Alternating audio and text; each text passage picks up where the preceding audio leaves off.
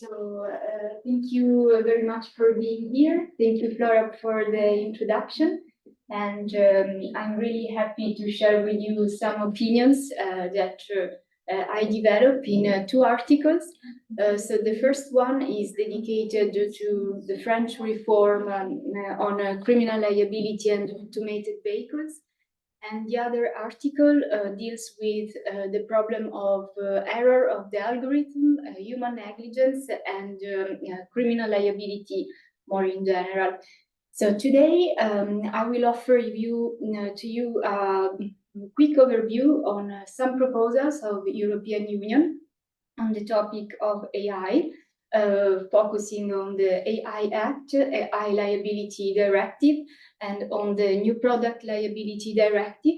And then I will pass to my field of research, that is criminal liability, analyzing the French reform on criminal liability and automated vehicles, and then general issues on criminal negligence and AI systems. Okay, so here, when we talk about liability, we talk about something that could happen, could be very interesting for everyone. But the problem is that with the AI systems, some traditional rules on liability may change because of the characteristics of AI systems. So here there is, I choose this article. I don't want to touch more. So a woman was sleeping on the floor of her home when the robotic cleaner ingested her hair, leaving her in agony. So this is a case that I want you to keep in mind during my speech, because here we have a person who was injured by a robot, and so a system that has an intelligence that is not human but is artificial. So when we talk about liability, we have to keep in mind that we can have contract law, tort law, and criminal law as rules that could be involved in the general topic of liability. So contract law supposes the existence of a contract, so gives the consumers the right to remedy when goods do not conform to contract or do not work properly. When we don't have a contract, this is the field of tort law. So in tort law, there are rules allowing a compensation claim irrespective of a contractual link between the victim and the liable person. So since we don't have a contract, this is called also extra contractual liability. So this is the case, for example, when a car accident occurs, because we don't have contractual link between these two persons involved in the car accident. So this is a field of tort law, a topic of tort law. But when a person suffers a harm, this harm can be also relevant for criminal law. That's the case always of a car accident. And so there is space also for criminal liability. In criminal liability, we have the protection of legally protected interest attacked by conduct that integrates a crime. So usually and traditionally, criminal law is a national prerogative. So this means that it's the expression of the sovereignty of a state. And so when we talk about the role of the European Union in regulating different topics, well, the influence of EU in criminal law, we could say that it was really soft, and it was affirmed with the Lisbon Treaty. Today, in Article 82 and 83 of the Treaty of the Functioning of European Union, is stated that minimum rules for the approximation of national law and only by means of directive, they may be established in those fields stated in Article 83. But what is particular is that the instrument for this approximation of national law is directives. Directives are different than regulations because they need to be implemented by national law. So we need a national law of a member state that implement the directive and the principles that are stated in the directive. So I'm sorry for this part. I don't know if I can. Okay. So which is the European approach to the AI revolution? Well, the idea of the European institution was to adopt different measures to support the development of AI. And so some rules that now are just in a level of proposals. So no one of these rules is in force at the moment. So we have some rules, horizontal rules on artificial intelligence, some rules on product safety, and rules that address liability issues. So if we focus on this diagram, so the AI Act is a proposal that rules and seeks to reduce the risk for safety and fundamental rights. Then the problem is that, so these are horizontal rules that are not dealing with the topic of liability. So general rules on conformity assessment about the production of AI systems. But so the risk then is not reduced to zero. And so there could be always problems and damages may still occur. And then we need rules on liability. And these are regulated in the AI liability directive proposals and product liability directive proposal. I want to offer you a quick overview on the AI Act. So as I said before, this is a proposal for a regulation. Is a regulation and not a directive. So as I said before, the directive needs to be implemented, whereas the regulation has a direct application, can be so has a direct effect in the national legal system. So when the AI Act will enter into force, it will be directly applicable in the member states legal systems. Okay. Partager. Okay, so the AI Act followed the ordinary legislative procedure. So this means that there was the proposal from the European Commission, then we had a first draft that was discussed in the Council of EU, in the European Parliament, and this trialogue phase you find here below in the arrows. So the trilogue phase was completed on December 2023, so really 1 month ago. And now we are waiting for the final text that will be approved, and then his adoption. Okay, I'm not. No. Okay, here. So we have this graphical overview on the AI Act. So the idea is to divide and classify AI systems in different level of risks. So we have the unacceptable risk, high risk, limited risk, and minimal risks. So unacceptable risk AI systems are prohibited, whereas high risk, limited, and minimal risks are allowed. The rules are mainly deals with high risk AI systems. The rules contained in these regulations, and as I said before, it's a set of rules dealing with conformity assessment related to risks for health and safety. The systems which are qualified as high risk are listed in Annex 2 and 3. And they mainly deals with education, employment, justice. So let's think about the case of the robot that can help the judge to take a decision. So this is a high risk AI systems. Or law enforcement, let's think about the systems who help the police to detect crimes. These are classified as high risk. For limited risk AI system, we have just rules of transparency, and then minimal risks, we have just a code of conduct for the producer. About the penalties, well, as I said before, so this is a regulation, so this cannot establish rules on criminal law.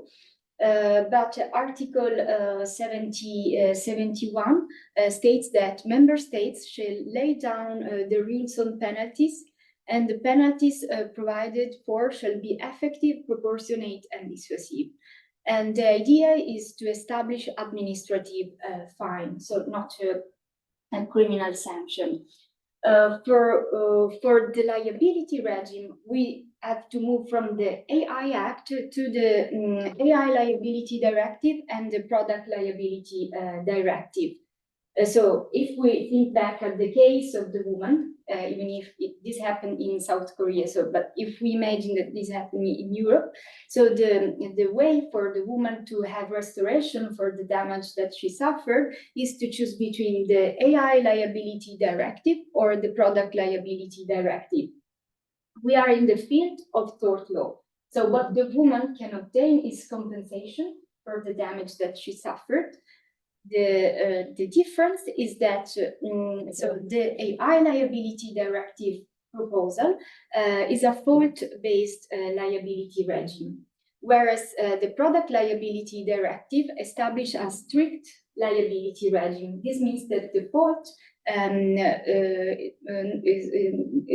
so we don't need to prove the fault to obtain the restoration. So the Product Liability Directive actually is already in force since 1985, but is a very old law. So at the time, AI system didn't exist, or they were not so spread as today. And so the fact is that the European Union legislator decided to renew this Product Liability Directive in order to comprehend also AI systems. And so that's why I'm talking to you today about a proposal, because this is this idea to make to work for a new Product Liability Directive which can enter into force in order to consider a new notion of product in which we can include also the software and the AI system. So as I said before, the difference is that the AI Liability Directive is a fault-based liability. So usually claimants, this means the victims that goes in front of a judge, needs to prove, as you see on the left side, the fault, the AI output, the causal link between fault and the AI output, and the damage. Whereas if we consider the Product Liability Directive, we need just to prove the defect, the damage, and the causal link between the defect and the damage. So not the fault, not the negligence conduct of the producer, not the breach of a duty of care. So if we think of this as short representation, we can immediately say, well, the Product Liability Directive is better for the victim because she doesn't need to prove the fault. She just needs to prove the defect of the product. But if we think about what is a defect, so the defect implies that there is an error in the construction of the system, and this means that there is a mistake. So this means that there is the breach of a duty of care. This means that there is the fault, so that the fault must be proved. So scholars has highlighted this aspect, saying that even if in the idea of the European legislation, these two legislative instruments should not overlap, there is space for overlapping, because when we talk about the defect, usually it's as if in a certain way we are talking about the fault. But which are the advantages for victims of AI systems? There are some presumptions. So this is something new. For the fault can be presumed, and also the causal link between the fault and the AI output can be presumed, but this is not always, so under certain circumstances, as I say here. And the same is for the request for the product according to the new Product Liability Directive. So the defect can be presumed and the causal link also can be presumed. But so until now, I talked to you about tort law. But as I said before, under certain circumstances, there could be the intervention of criminal law. This is the case for what happened in Paris in December 2021, when there was a car accident, and this car was a special one because it was a Tesla, so is an automated vehicle, or a vehicle which has this particular system of self-driving. So in this case, we can say that the crime of death here below by dangerous driving or careless driving can be there could be cases for crime of death and dangerous driving or careless drivers, because in this case particularly one person died. So there is space not just for tort law but also for criminal law. So which are the rules? Well, when we talk about criminal liability, we have to keep in mind some basic principles. So the first of all is the principle of legality. This means that conduct, in order to be relevant under criminal law, must be criminalized by a law. So at least this in civil law systems.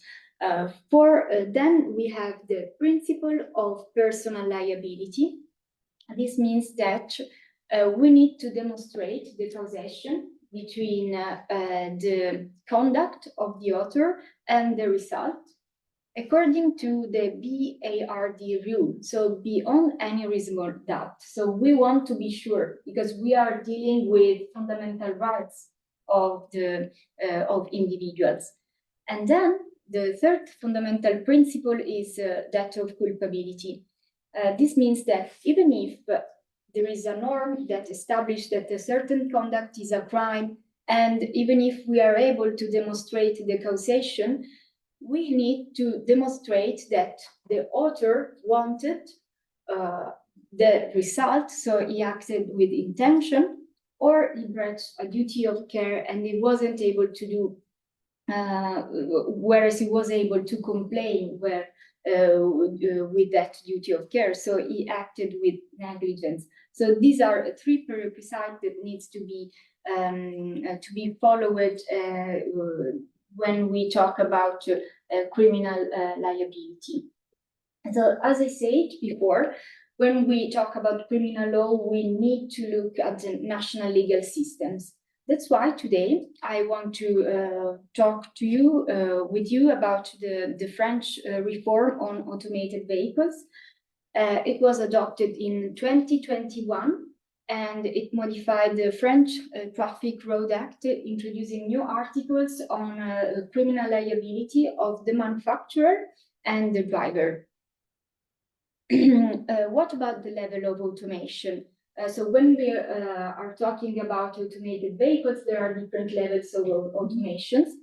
And scholars agree in saying that this French reform allows a level of automation corresponding at the third level. So this means that a human driver must be always present inside the car, and it needs to control what the system is doing. So we need always a human presence in the car. A pivotal concept is that of dynamic control. This means, so we have this definition of dynamic control.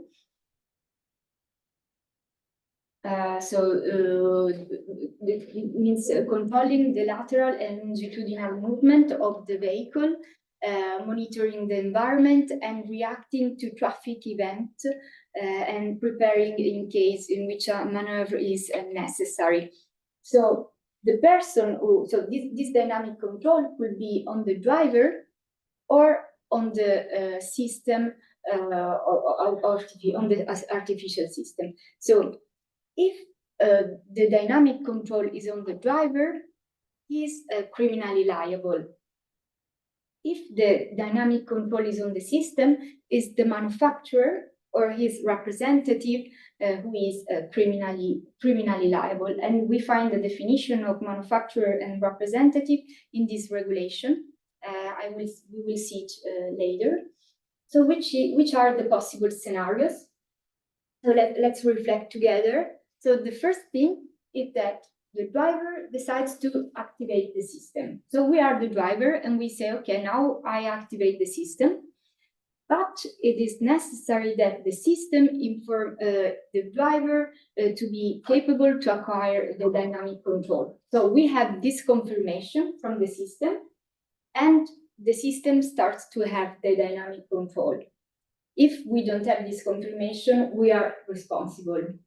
So when the system has the control of the dynamic control of the car, a crime occurs. So the first case, so on the point 2, the occurrence of a crime classified as a DE. So because when we talk about crimes, we have different types of crimes. More dangerous crimes are DE, whereas less dangerous, so petty crimes are defined contravention. So if a crime defined as a DE occurs, the manufacturer is liable, but the law, so think about the principle of legality that I said before. So this reform says the manufacturer is liable only for causing death by careless driving and involuntary harm or injury. So no other crimes are established in this reform for the liability of the manufacturer. Which are the conditions for this liability? You say that here done before, causation plus negligence. So the link of causation between the conduct of the manufacturer, so this means the defect of the system must be proved, and between so this defect and the event, the result, and then the negligence, so the mistake in the production. The other scenario is that during the driving that is delegated to the system, we have a contravention. So let's think about the limit of speed. So if we breach this limit of speed, we are under this case. So it's a contravention, it's not a delay. And in this case, the law establishes a responsibility, so a conviction just for a fine, so not a detention. So that's why it's a petty offense. And then the other possibility that you find here at the end is that the system is not anymore able to exercise the dynamic control. So in this case, the system shall alert the driver and request him to take the dynamic control. At this point, the system has not the dynamic control, the driver has it. And so the driver will return to be back liable for what will happen during the drivers. So now I want to analyze with you the position of the manufacturer and the position of the driver, okay? So for the position of the manufacturer, as I said before, we have the definition in this regulation. So is the natural or legal person, so not just the natural person, but also the legal one, responsible for the type approval of a vehicle, the conformity of production, market surveillance, irrespective of whether or not that person is directly involved in all stages of the design and construction. And then the other person who is considered liable under the French law is the manufacturer representative. So the person who is duly appointed by the manufacturer to represent him before authorities deputed to the approval and the market surveillance. So the first case, as I said before, is that the system has the dynamic control, and then there is the occurrence of death, harm, injury by careless driving. So, as I said before, for no other crimes, this reform establish the liability of the manufacturer. So one question is, which liability in case of other crimes of the manufacturer? So let's think offense of damage to property. So in the case of the Tesla that I showed you before, other also objects were damages. So there was this crime, this offense of damage to property. And then the other question is, which is the liability regime for crimes which are attributable to professional figures different from that of the manufacturer. So if we think of the definition that we see before, because in the production chain, we have different figures. So we don't have just the manufacturer as a physical or legal person. And so the answer I found is the concept of code sweeper. So this means that among the Road Traffic Act and the Criminal Code, there is this relationship of lex specialis and lex generalis. So when nothing is stated in the Road Traffic Act, the Criminal Code applies. So the lex generalis starts to be applicable. So this means that for other crimes, so like the one of damage to property, and for other figures different from that of the manufacturer who can be involved in the occurrence of the crime, well, their liability will be established according to the general rules of the criminal code. So we cannot say that these people will not be liable or that the manufacturer will not be liable for crimes different from that of death, harm, and injury by careless driving. So at this point, we can ask which is the ratio of the reform. So if the criminal code is always applicable, so what's new in this reform? Was it necessary to establish these new rules?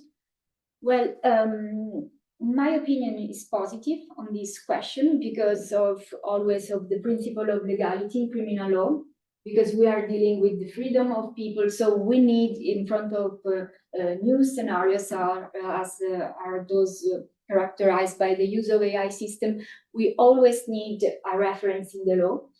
And so the law is very clear when it says that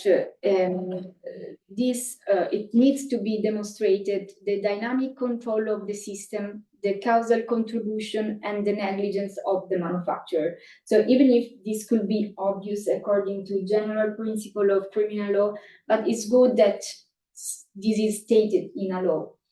And then the other good thing of this reform is that we can avoid the liability of the manufacturer for the conduct of a third person, according to the principle of personality. So, because I mean the liability of the manufacturer is established according to these characteristics. So, when a third person is responsible, he will not pay for the conduct of that person.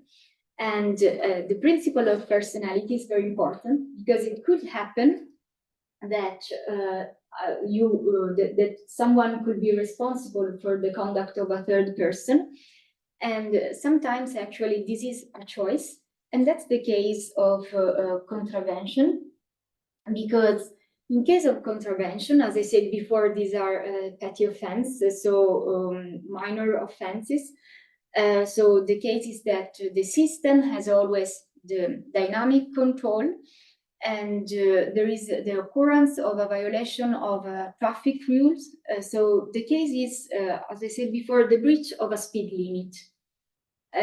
In this case, so let's think always of this vehicle who is driving, who is conducted by the system, and it breached the speed limit. Well, we have a contravention and we have a presumption of accountability of the manufacturer. So the manufacturer can demonstrate that he is innocent. So we have a reversal of the burden of proof. And the question is this actually an offense that could be qualified as criminal? Does this contravention has a criminal nature?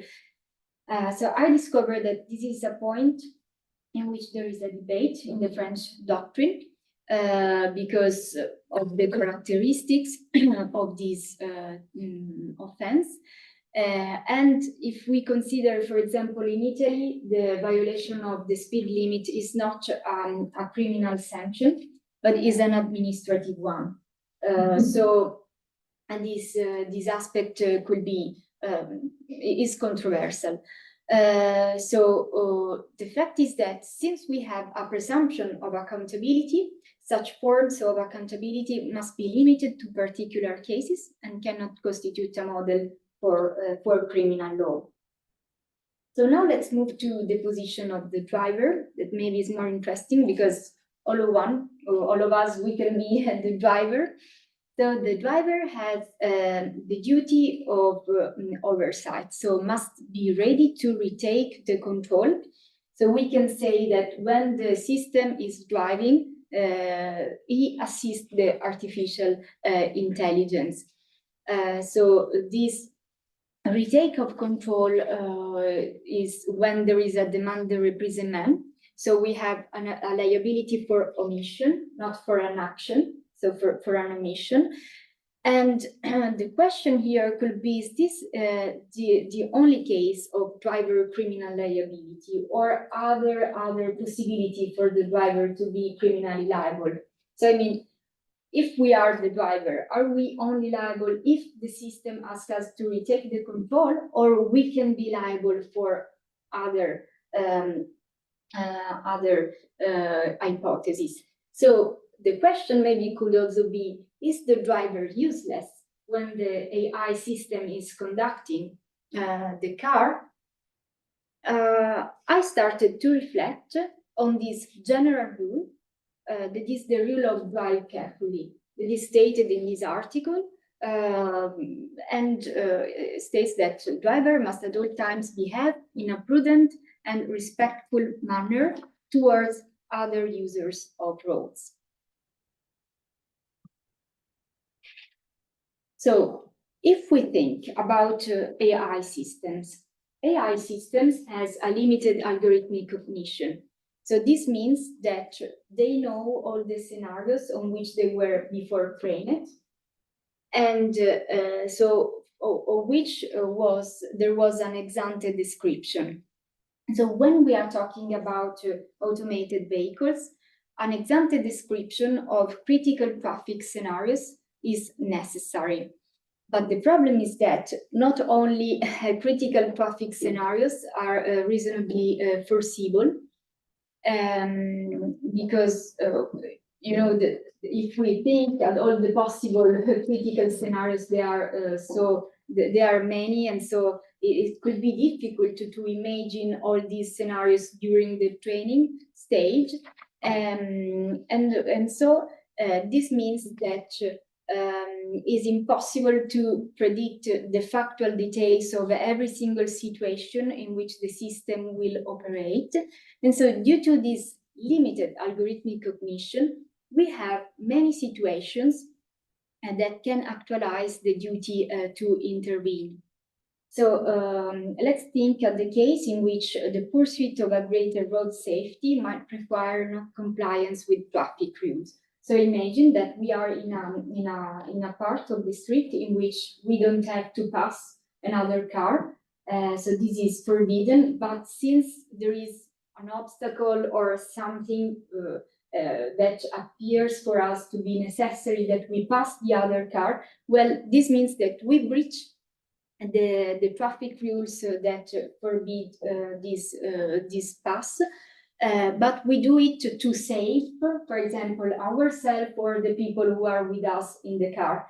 And we do this in compliance with that general rule of driving carefully that we have seen before. But the problem is that if we delegate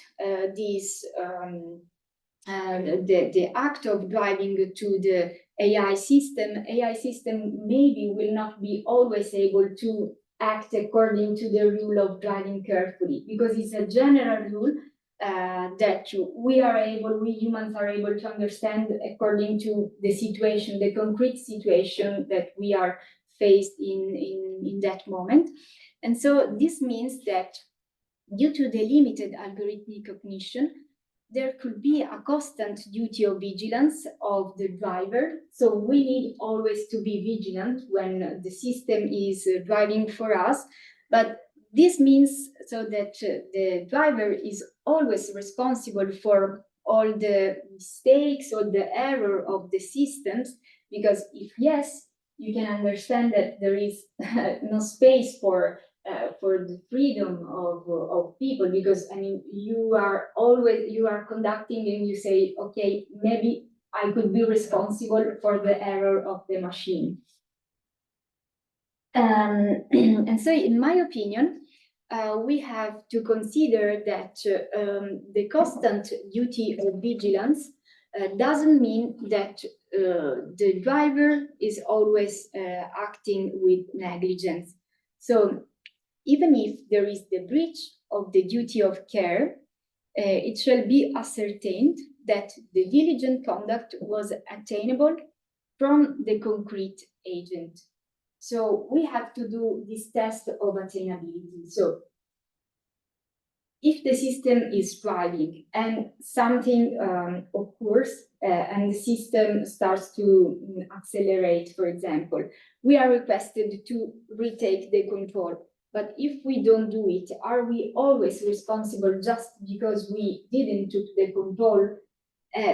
We need to do this test of attainability, because if we prove that in the concrete situation it was not possible, so considering all the circumstances of that concrete situation, it was not possible, for example, to retake the control, well, we can say that yes, there is the breach of the duty of care of retaking the control, but there is no culpability, because there were extraordinary circumstances that render the user's compliance with the duty of care unattainable.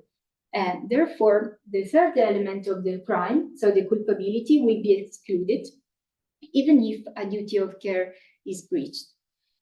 So this is an hypothesis that is really concrete and is known as handover problem. So it is scientifically proven that when we delegate the driving to the system, the level of attention is not constant due to the lack of direct involvement in the act of driving. And this negatively affects the level of alertness of the driver. So such scientifically proven difficulties in the level of monitoring can be taken into account to establish or exclude the negligent culpability. So this means that when we face a scenario as that one that happened in Paris, we have always to consider not just if there was a breach of a duty of care, as maybe there was in that case, but we have also to consider if there are exceptional circumstances, for example, a defense, a necessity, and we can say that the fact is typical, so the conduct is conform to the law. There is the link of causation, but there is not the culpability. So the person cannot be held liable under criminal law, because we need this strong proof, this strong evidence, whereas there could be space under tort law, because there the burden of proof is different. So the victim can still have a compensation, but not always a criminal liability will be established. So with this, I finish. So thank you for your attention. And as I said, these are some reflections that are can be read in these two articles that are available online. So thank you very much, and questions will be welcome. Thank you. It's a very nice pedagogical talk.